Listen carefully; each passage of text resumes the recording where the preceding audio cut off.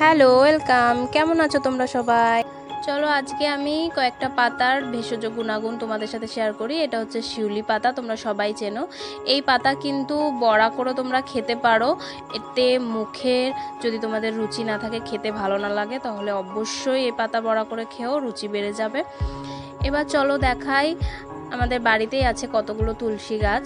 এই তুলসী পাতার কিন্তু বহু গুণাগুণ। এই তুলসী পাতার রস একটু লবণ সহকারে যদি তোমরা ইউজ করো, দাঁতের এটা প্রচণ্ড উপকারী, দাঁত কমে যাবে, অনেকেরই চুলকানি দাঁত হয়ে থাকে। এরপর চলো পেয়ারা পাতার গুণাগুণ তোমরা সবাই জানো হয়তো মোটামুটি, তাও আমি বলি।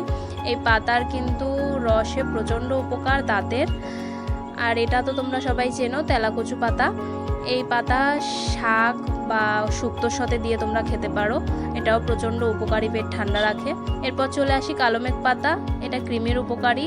এটা হচ্ছে তেঁতুল পাতা, তেঁতুল পাতা পেট প্রচণ্ড ঠান্ডা রাখে, তেঁতুল পাতার রস প্রচণ্ড উপকারী। চালতা পাতা তোমরা দেখতেই পাচ্ছ, আশেপাশে তোমাদেরও আছে। এই চালতা পাতা ছুঁচো ঘরে আসবে না যদি এই চালতা পাতা কয়েকটা রেখে দাও। Tata bye.